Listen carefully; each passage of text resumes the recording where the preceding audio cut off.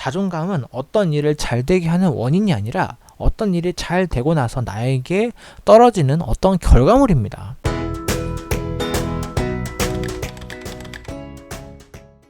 자, 리처드 파인만 최근에 영상에서 많이 보셨을 거예요. 왜라는 질문을 할 때에는 이라는 제목의 왜 자석은 서로 밀어내는가, 그리고 이 영상을 실제로 켜보면 리처드 파인만이 왜라는 질문 또한 질문에 대해서 본질을 찾고 진정한 질문을 오히려 역으로 탐구해 나가는 걸 볼 수 있습니다. 그래서 파인만이 어떤 사람인가 한번 보려고 합니다. 나무위키를 한번 봤는데 10대 이전부터 물리의 재능을 보여 신동이라 불리고 원자폭탄 개발에 상당히 많은 공을 세운 물리학자이기도 합니다. 1985년에 양자 컴퓨터의 등장을 예견하기도 하고요. 그 이외에 MIT도 입학하고 상당히 똑똑한 사람인 것 같아요. 정말 특이한 점은 이 사람의 행적입니다. 남들이 내가 뭘 잘할 수 있을 거라고 생각하든 말든 그건 내 책임이 아니다. 내가 잘할 거라고 남들이 생각하기 때문에 잘할 필요는 없다. 나는 물리학과 수학을 즐겼습니다.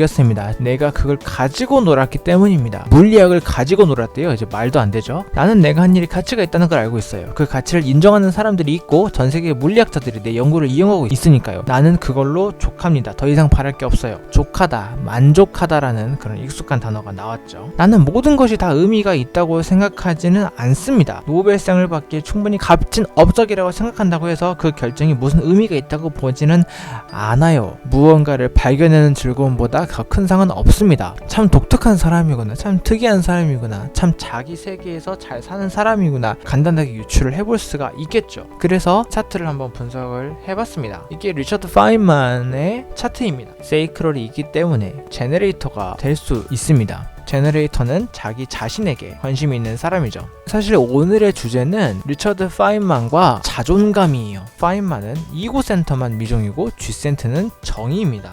이거 기억하시죠? 중요한 일을 하나도 한 게 없다. 모든 것이 다 의미가 있다고 생각하지는 않는다. 보통 사람이면 평생 받을 수가 없는 그런 상이잖아요. 노벨상이라는 건. 근데 그걸 받았음에도 불구하고 그게 무슨 의미가 있다고 보지를 않는다고 해요. 이게 무슨 소리야? 말도 안 되지만 취준생이 만약에 노벨상을 받았다. 그럼 자소서에 노벨상 받았다고 썼겠죠. 대문짝만하게 쓰겠죠. 근데 리처드 파인만은 노벨상이 그렇게 막 의미가 있다고 보지를 않는데요. 그런데 이 차트를 보면 이해가 됩니다. 이고미정. 이걸 보면은 왜 이 사람이 상 받는 거에 대해서 아무런 의미를 부여하지 않는가에 대해서 생각을 해볼 수가 있습니다. 다른 사람들이 생각하는 그런 보편적인 가치랑 매우 다른 것들을 추구한다는 걸 알 수 있는 거죠. 그게 바로 오늘의 주제가 리처드 파인만인 이유입니다. 리처드 파인만 차트에서 볼 건 이 세이크럴 정의라는 것, 제너레이터라는 것, 43-23 채널, 이고가 미정이라는 것, 라디오 수리에 많은 관심을 뒀으며 수리를 도맡아 하기도 했다. 권위는 별거 아니라는 태도. 파인만의 업적을 보면 그는 파인만 다이어그램이라는 것을 만들어 철저하게 직관적으로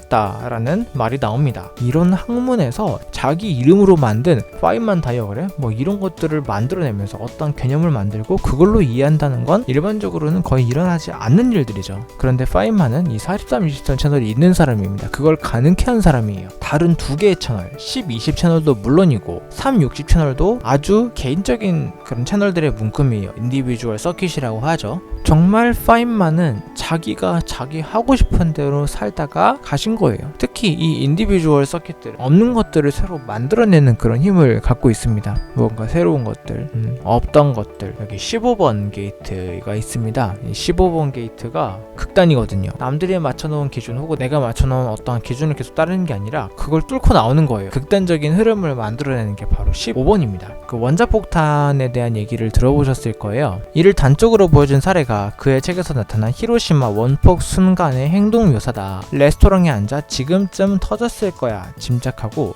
신나게 폭발 반경을 계산하면서 들뜨는 것은 물론 봉고도 친다. 이 봉고는 그 북 같은 거래요. 일부 과학자들이 이 투하 자체에 정신적 충격을 받거나 최소한 작전 관련자들이 대규모 파괴 무기의 사용을 심각하게 받아들인 것과는 대조적인 모습. 어차피 핵 한 방이면 다 터지는데 저거 만들어서 뭐하나요? 이런 생각을 했대요. 극단적인 흐름에 대해서 상당히 익숙해 보이는 그런 모양새를 보입니다. 노벨상을 받기에 충분히 값진 업적이라고 한다고 해서 그 결정이 무슨 의미가 있다고 보진 않는다. 다른 사람들이 생각하는 높은 가치를 자신은 그렇게 높게 생각을 안 하는 거예요. 뒤집어서 말하면 자신만의 기준, 자신만의 가치가 있다는 거예요. 그 가치는 무엇이냐? 그 가치를 인정하는 사람들이 있고 전 세계 물리학자들이 내 연구를 이용하고 있습니다. 그걸로 만족한다. 제너레이터의 끝이라고 볼 수 있어요. 제가 지난 시간에 이런 말을 했습니다. 이고 미정들은 어떠한 가치를 스스로 증명하려고 노력할 필요가 없다. 가치는 증명이 되는 것이다.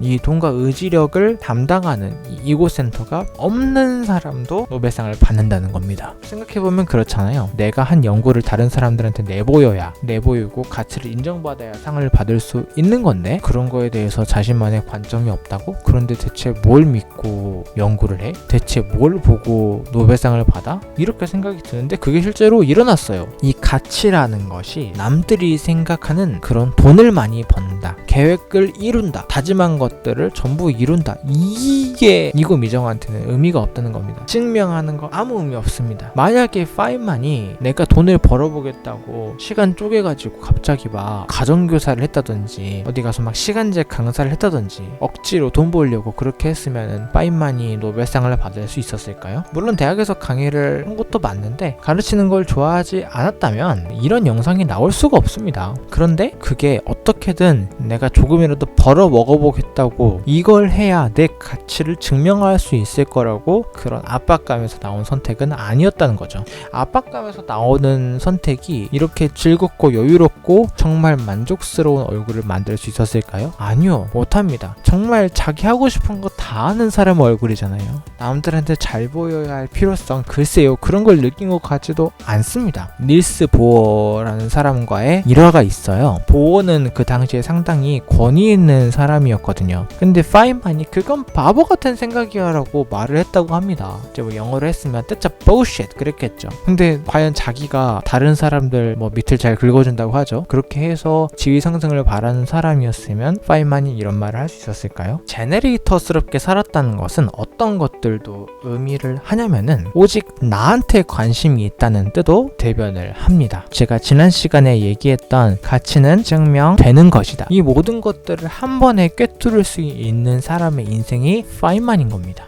물론 파인만이 우리 아빠였다면 내지는 우리 형이었다면 세상 또라이가 없었어요 이렇게도 말을 할 수 있겠죠. 하지만 또라이인 형이 노벨상을 받아왔으면은 그쯤 되면 동생도 좀 봐주지 않을까요? 내가 좋아하는 나만의 가치를 위해서 내가 하고 싶은 것을 하다가 모두가 인정하는 가치까지 획득을 할 수가 있었어요. 이고 미정이 남들에게 인정받기 위해 열심히 무언가를 한다는 게 얼마나 의미 없는 일인지 알 수 있다는 겁니다. 극단적인 사례죠. 1965년에 노벨 물리학상을 받았는데 사실 그는 노벨상을 받는 것을 매우 귀찮아했다. 유명해지는 것과 권위를 얻는 것을 꽤 귀찮아했기 때문이다. 노벨상을 받기 전에 일화도 기자한테 나는 그 상 안 받고 싶어요. 그랬더니 기자가 노벨상을 안 받으면 그걸로 더 유명해질 것이다. 이 말을 했기 때문에 더 귀찮아지기 싫어서 상을 받은 겁니다. 닐스 보어는 그 원자 구조를 탐구한 사람이거든요. 덴마크 출신의 물리학자, 양자역학의 태동기에 활동했던 기라성 같은 학자들의 수상격이었던 인물이다. 엄청난 사람이었어요. 추후에 그 하이젠베르크의 불확정성 원리에도 영향을 줄 수 있었고요. 근데 보어는 정작 이 보어 박사는 파인만의 태도를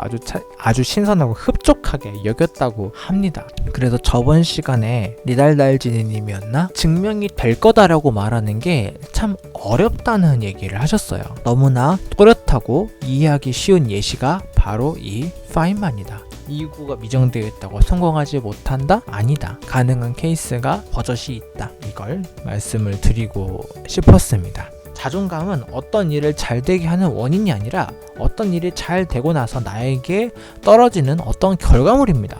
자존감을 올려서 무언가를 해결한다? 무의미한 말이에요. 자신감을 가져라? 아니요. 그건 아무 쓸모없는 말입니다. 그는 라디오 수리에 많은 관심을 뒀다. 동네 라디오 수리를 도맡아 했다. 그는 부모님이 집을 나간 사이에 강도 경보 시스템을 만들었다. 스스로 고안해낸 수학 기호들을 사용하여 문제를 풀었다고도 했어요. 이게 바로 돈이 되는 일일까요? 내 의지력을 증명할 수 있는 그런 일일까요? 그러든지 말든지 내가 마음에 들었으면, 흡족하면 그게 제너레이터의 만족이고 내 인생을 잘 사는 겁니다. 무조건 자존감을 올려. 넌 자존감이 너무 낮아. 넌 자신감을 좀 가질 필요가 있어. 아무 의미 없어요. 작게라도 나한테 성과가 나야 내 손에 잡히는 게 있어야 그걸로 내가 무언가를 할 수 있다는 그런 생각을 갖는 거지. 손에 들려있는 게 아무것도 없는데 그게 될까요? 자, 큐님, 이거 에고 미정은 자존감이란 단어 자체를 머리에서 지워도 괜찮겠어요. 사실 추천합니다. 뭔가 기준이 있어야, 어떤 기준을 충족시킬 수 있어야 내 마음속에서